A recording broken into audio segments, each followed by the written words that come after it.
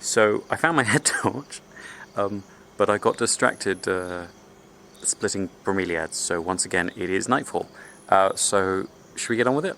Today's planting is of a spice-giving tree, which I sort of shirk to call a spice-giving tree because it is just so ubiquitous in a lot of cookery that I wouldn't think of as remotely spicy, and it's actually one I've already got 2 of, so this is more to take pressure off the existing 2 than because I'm having trouble with anyone. So anyone who's strongly attached to the bay laurels from last year's series, don't worry, they're fine.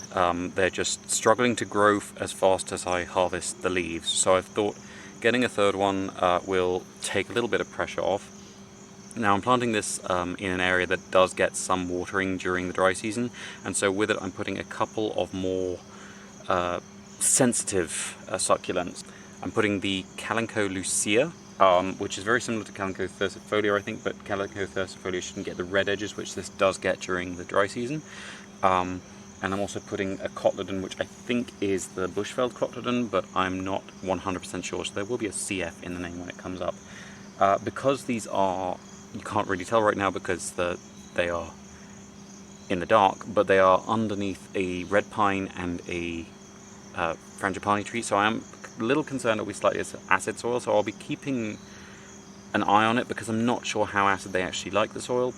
But generally speaking, they've seemed very resilient, and the one thing they do seem to suffer most from is a little bit of sunburn.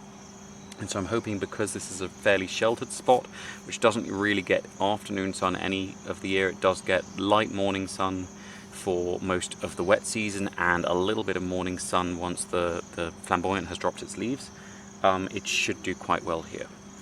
So tomorrow should actually be in daylight because I do actually have the plants for it all planned out. I just didn't get around to it before it was dark because I was distracted again with bromeliads.